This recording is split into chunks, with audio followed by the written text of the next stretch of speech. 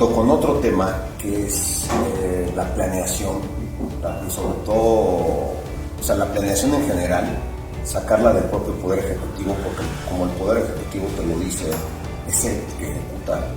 Y hoy tenemos un país donde de entrada el propio Poder Ejecutivo es la planeación y la gestión de las recursos. Y en el tema de servicio civil, yo creo que son los dos temas fundamentales desde mi punto de vista, que deberían de atacarse para empezar a cambiar un proceso legislativo, un proceso de cambio de la Constitución, pero con un proceso de visión de país de aquí a 30 años. Por ejemplo, ¿qué países sí tienen bien aceitadas esas estructuras, ese modelo? Mira, de entrada, pues, que yo conozco y donde tuve la suerte de formarme, que es Francia. ¿No? En Francia hay un servicio civil de carrera muy estructurado, muy armado en todos los niveles de gobierno.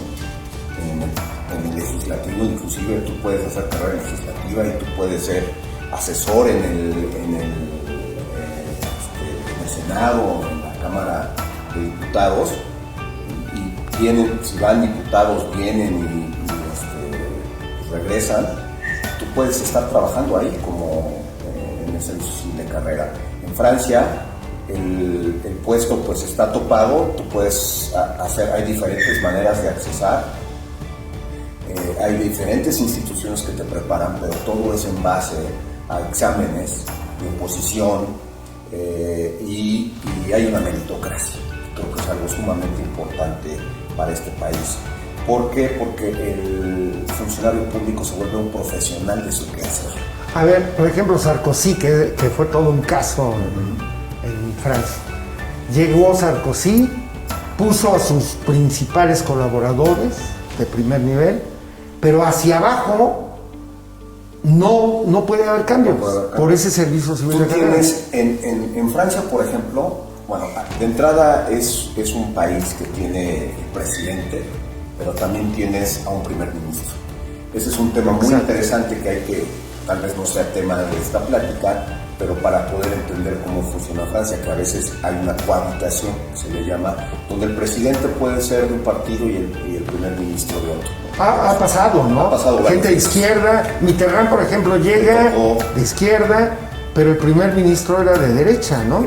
Cuando él llega al principio era de izquierda, pero durante los 14 años que estuvo Mitterrand, hubo momentos en que en las elecciones legislativas pues ganaba la mayoría. Le tocó Chirac cohabitar con... Chirac fue el primer ministro de Mitterrand. Sí, ¿no? Y era de derecha. Y por ejemplo, cuando Chirac fue presidente, Lionel Jospin fue su primer ministro, que era también de izquierda, que era socialista. Entonces, esa es la famosa cohabitación que existe. ¡Qué maravilla! Eso se llama civilidad, ¿no? Exactamente. Pero ahí tú tienes que si el presidente, bueno, en este caso el primer ministro es el que nombra a sus ministros, ¿no? Con acuerdo presidencial, pero puede nombrar también a viceministros, pero hasta ahí. El puesto más alto que puedes aspirar tú como funcionario público en Francia se llama el secretario general del gobierno, que no tiene nada que ver con el ministro del Interior, que sería el equivalente a la Secretaría de Gobernación de México. Entonces, el secretario general de gobierno es, digamos, el secretario de los... Cada lunes en Francia hay reunión de ministros. Está el presidente de la República, que preside, y está el primer ministro que lleva la agenda. Y el secretario general de gobierno es como el secretario técnico de salud. Están todos los ministros, se acuerdan, el secretario general de gobierno es el jefe de la administración operativa, ¿no? Entonces, esa persona es el puesto más alto al que puedes aspirar. De ahí para abajo, directores generales, coordinadores generales, todos son de carrera. Entonces puede venir derecha, izquierda, lo que tú dices. Aquí en México es bien importante decirlo, no hemos sabido entender que la política, lo político es un ente y la administración pública es otro. Son hermanas, caminan de la mano, pero son entes diferentes. O sea, en Francia jamás se va a ver que alguien que forme parte del cuerpo de seguridad de un presidente pase a tener un alto cargo en el SAT, por ejemplo, en el equivalente del SAT francés, ¿no? O que se vaya de presidente de algún organismo. la gente cuando entra tiene la certeza de que puede hacer una carrera larga, de que el día de mañana va a tener acceso a su pensión y de que va a poder tener la oportunidad de ir escalando puestos conforme se vayan abriendo por retiros, puede ser por algún fallecimiento de alguien, por la movilidad que puede existir dentro del propio sector. Pero por decirte, también los funcionarios públicos se van especializando. Entonces, un funcionario público que está dedicado, vamos a poner, al tema fiscal, no se va a ir a un tema de desarrollo urbano, ¿no? Entonces, tiene otro tema, por ejemplo, todo el tema de la Contraloría está separado. Son gente de carrera también, pero no los nombra el presidente de la República o el primer ministro. Es un cuerpo especial. Hay dos tipos de cuerpos, ¿no? Uno que se llama la Corte de Cuentas, que es, digamos, como una Contraloría General, y está la Inspección de Finanzas, que esa específicamente lo que hace son auditorías de finanzas. La otra es todo lo que no es finanzas. Esa Corte de Cuentas es lo que supervisa, ¿no? y controla. Entonces, los que trabajan ahí, trabajan en ese cuerpo. No puedes, este cuate no se puede ir ahora, pues me voy al Ministerio de Finanzas a trabajar. Son cuerpos y sobre los cuales tú puedes hacer una carrera, ¿no? Y puedes tener la perspectiva de trabajar ahí 30, 40 años.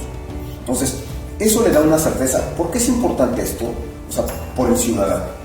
O sea, porque el ciudadano tiene una certeza de que, ¿qué pasa aquí? Y lo hemos vivido muchas veces los que estamos en el mundo empresarial, ¿no? Tú vas a sacar un permiso de construcción y bueno, el permiso de construcción pues está basado en la ley de ingresos del año, está basado en ciertas cuestiones. Hay un plan de desarrollo municipal que ahorita entramos a lo que son los planes en todo tiempo, pero el punto es que tú vas y de repente cuando lleguen las elecciones pues te paran todo. No, pues es que ya viene la elección, es que ¿cómo? Pero eso ¿qué tiene que ver con el desarrollo? Y lo que pasa es que esto genera corrupción. ¿Eso solo pasa en México?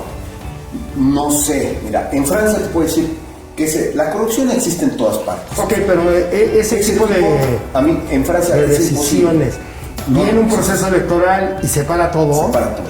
¿En Francia también? No, en Francia no. Oye, Toño, ¿y aquí en México cuál ha sido la aproximación a ese universo utópico que estábamos hablando en Francia?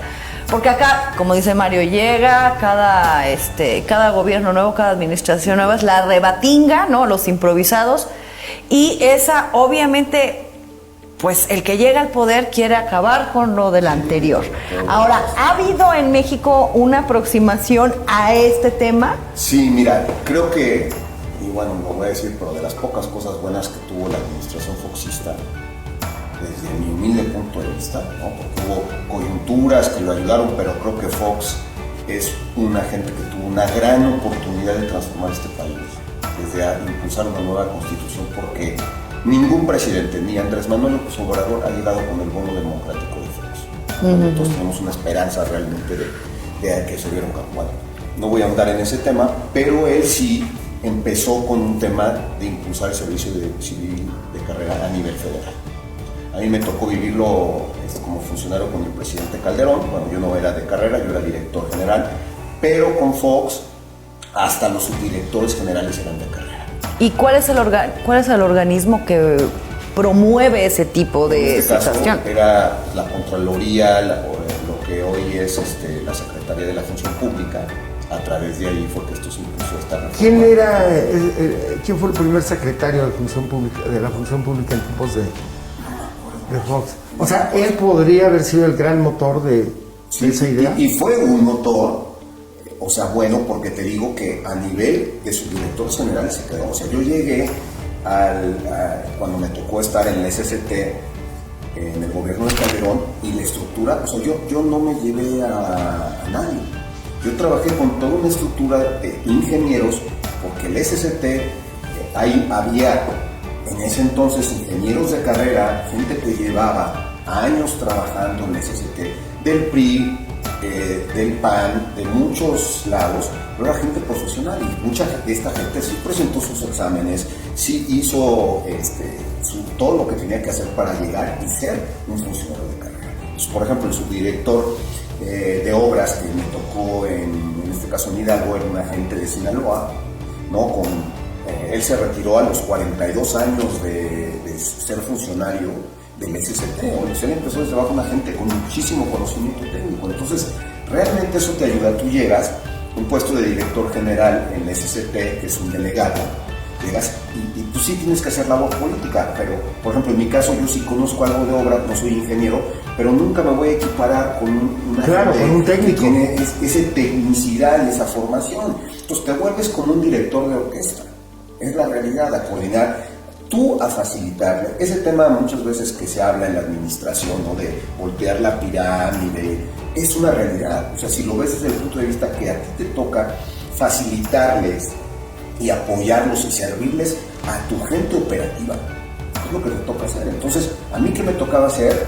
A mí no me tocaba decidir, a ver, las licitaciones pues se hacían en base a temas técnicos a nivel federal. Los procesos son mucho más robustos, serios que a nivel estatal, entonces tenías que cubrir muchos requisitos, cómo se hacían las licitaciones y todos los procesos, y la parte técnica pues, es revisada. Tienes 4 auditorías constantemente, pero bueno, el punto medular es que la gente, pues, la parte técnica, el tipo de puente ya estaba validado y eso, y a mí lo que me tocaba muchas veces es facilitarles el trabajo, las relaciones con la Secretaría del Centro, que se nos estaba atorando en una cosa que había que ver en la parte política, de reunirnos muchas veces con la gente, tenía que reunirme con la gente, pero la parte operativa, pues la teníamos los residentes, por ejemplo, también eran de carrera, entonces tú tenías a los residentes, pues gente ya que sabía. ¿Hoy ya no es así? Hoy a nivel federal sé que ha cambiado muchísimo, ¿no? Ya te estoy hablando, yo terminé los últimos 2 años de la administración del presidente Calderón, y a partir de ahí, desde el gobierno de Peña, empezaron a cambiar las cosas. El compadrazo. Empezó mucho eso. Los subdirectores, que eran gente importante en los centros SCT, porque era gente técnica, y te voy a decir aquí, el panismo respetó más a gente con antecedentes priistas, pero gente que era de carrera, a quien yo llegué a sustituir, con quien después hizo una gran amistad y después regresó.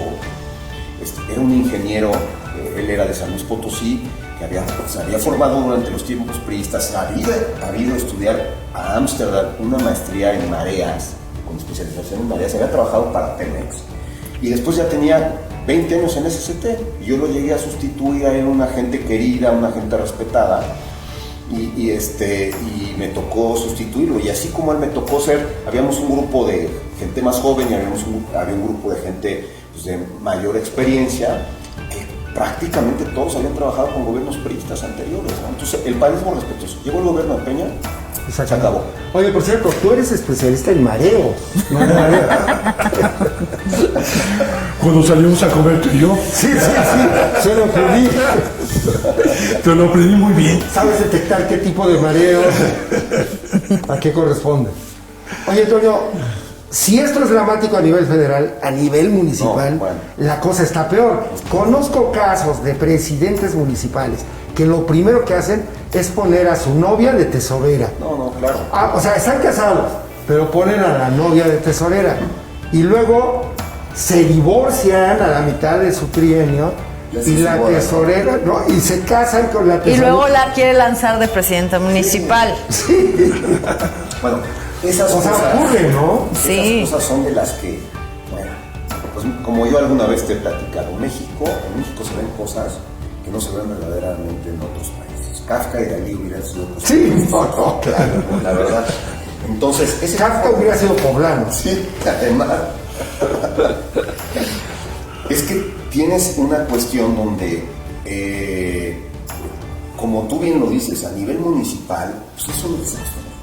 Porque llega la gente querida y eso, pero no tiene idea. Pero ¿cuál sería la diferencia si llegas con una administración de gente capacitada?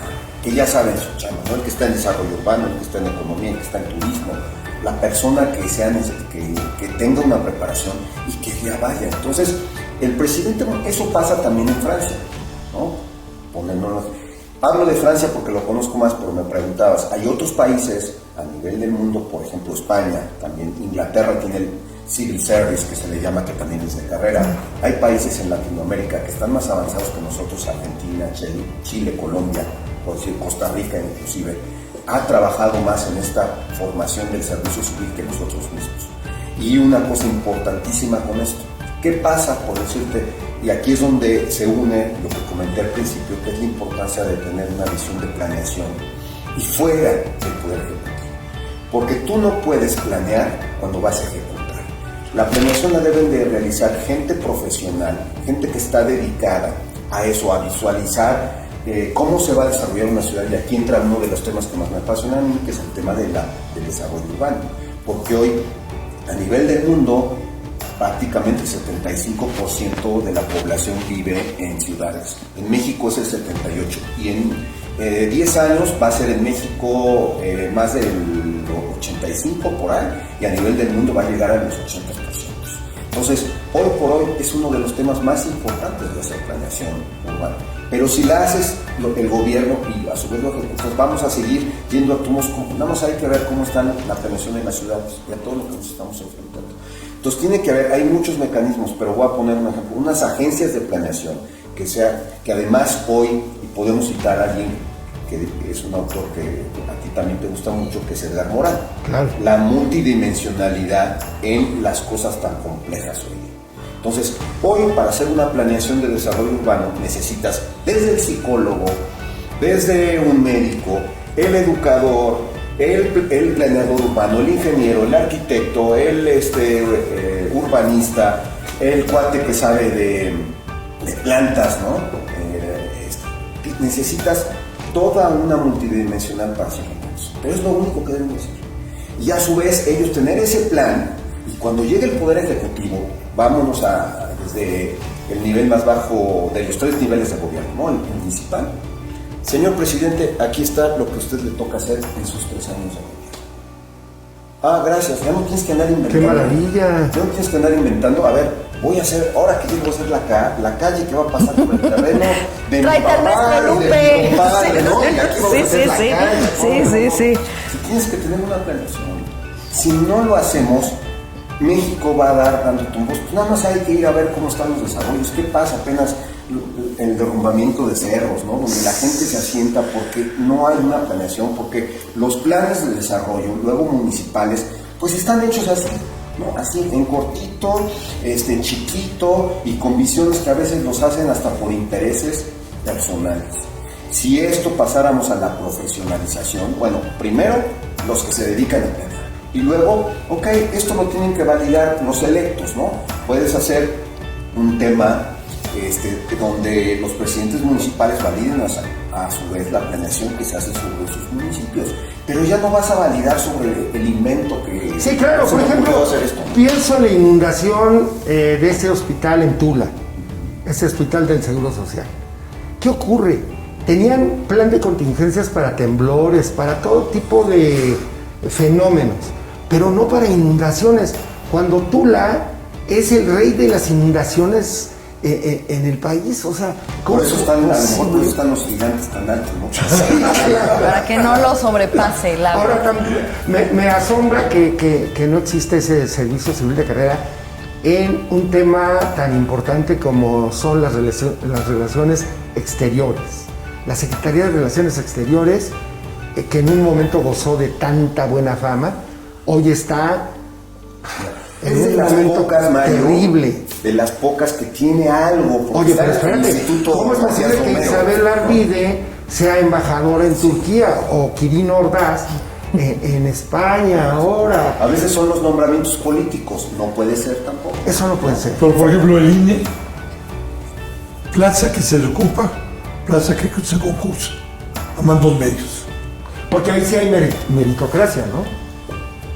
Por ejemplo, mira, yo recuerdo que hace unos meses salió un director del INE que había sido jefe de presidente del instituto en el tribunal electoral y no lo pudo sostener porque tenía un plazo para presentar el examen y lo reprobó y se tuvo que ir.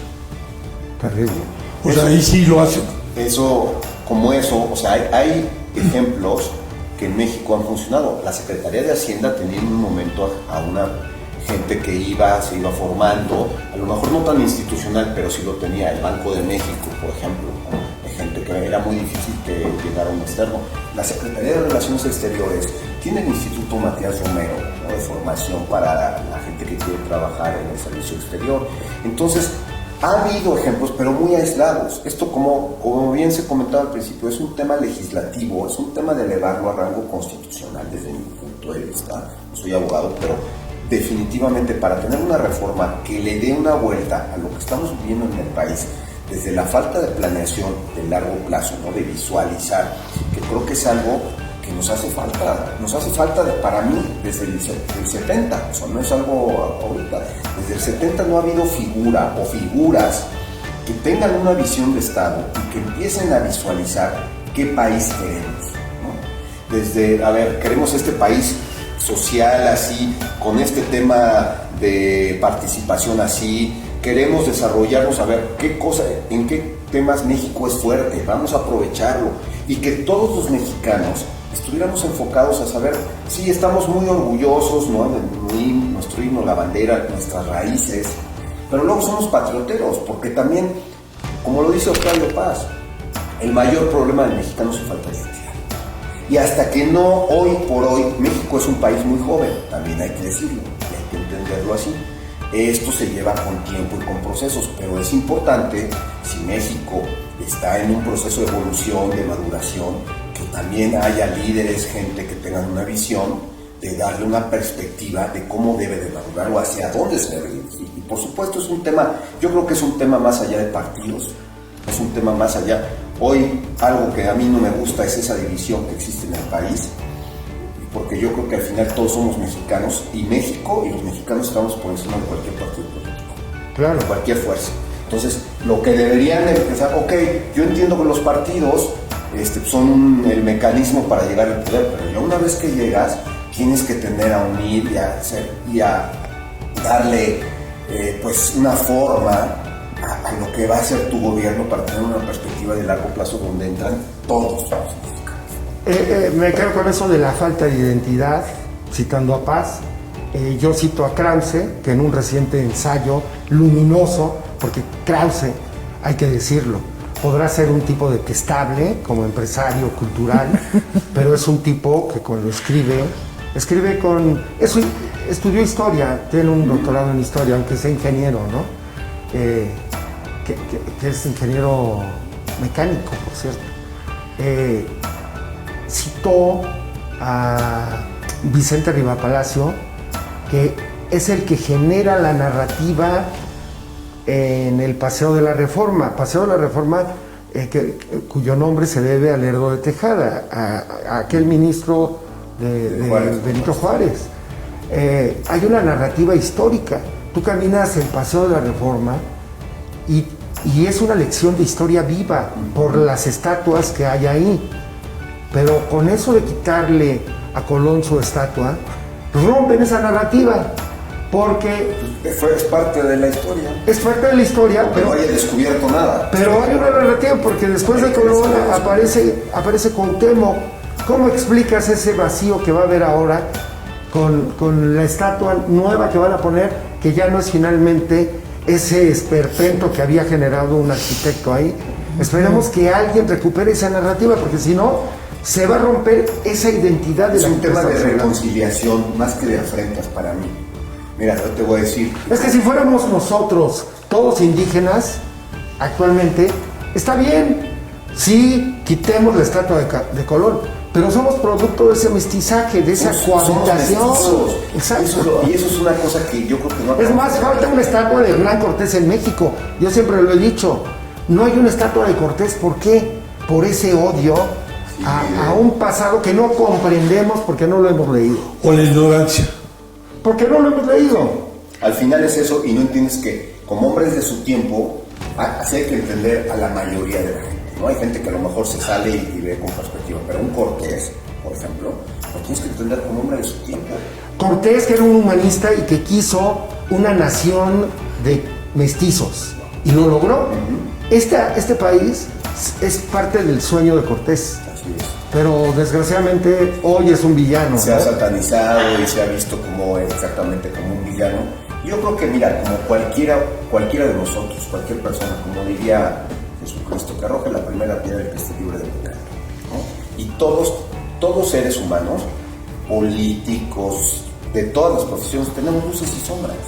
¿no? Claro. Entonces yo creo que hay que ver que es cuando una gente deja pues algo positivo. Alguna vez hemos platicado de Maquiavelo, ¿no? Como un hombre de su tiempo, lo que propone y tan mal entendido que ha sido. Sí, porque él era un humanista. Pero en primer lugar... Y ahora decir Maquiavelo o maquiavélico significa maldito. significa perverso, así como el señor, ¿no?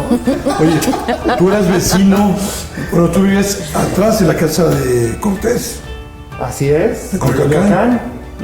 En Vicente García Torres, por el barrio de la Conchita. En el barrio de la Conchita estaba el Fernández Leal, la casa de Cortés. Antonio Fernández Leal. Pero bueno, para terminar un poco con este segmento, yo me quedo también con algo que hace un rato estuvo aquí Gabriel Biestro, estábamos platicando precisamente de Morena. O sea, ¿qué importancia es lo que estás diciendo?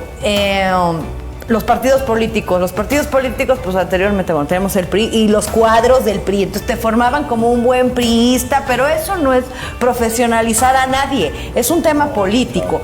Y ahora, al ser Morena un movimiento, como dice mi querido Gerardo, pues se te mete cualquiera, o sea, que está bien, porque pues tiene la convocatoria y es por y para el pueblo. Sin embargo, al llegar a los puestos de poder, pues se necesitan profesionales, pero también se necesita técnicos, porque todo el mundo quiere ser profesional, todo el mundo quiere ser abogado, todo el mundo quiere ser ingeniero, todo el mundo quiere ser profesionista y tener el puesto de jefe, y de pronto en México no comprendemos que también el técnico tiene un papel primordial, que son al final de cuentas los que van a estar operando, ¿no? Totalmente.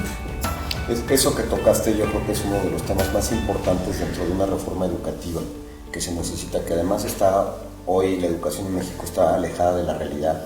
Muchas veces ves como en las universidades te meten materias de relleno que no te sirven para nada. Sí. Y que está alejada de esa relación que deberías de tener con las empresas o con las prácticas de trabajo. En otros países, en muchos países, pues antes de meterte a la universidad te pones a trabajar, después durante la universidad haces lo que por ejemplo en Alemania se llama un practicum, en Francia un stage, te vas de trabajo a hacer ahí tus temas y ya después pues te metes a hacer lo que tienes que hacer, pero la educación está muy alejada y debería de ser también una de las cosas más importantes de hacer una reforma técnica. Sí, o sea, de yo estoy de educación acuerdo. técnica. O sea, yo quería hacer, la verdad, es en serio, a mí me gusta mucho clavar todo el tema eléctrico y eso, pero de pronto decías, ay, pero ¿cómo te vas a meter al tecnológico, ¿no? Tú, mujer, pues bueno, ¿por qué no eres abogada? ¿Por qué no eres administradora? Pues si a mí me gusta la fontanería, ¿no? Pues sí, pero bueno, ese es un tema de educación, me queda claro, ¿no? Querido Toño, siempre es un gusto platicar contigo. Igualmente, ustedes, muchas gracias. Gracias. Gracias.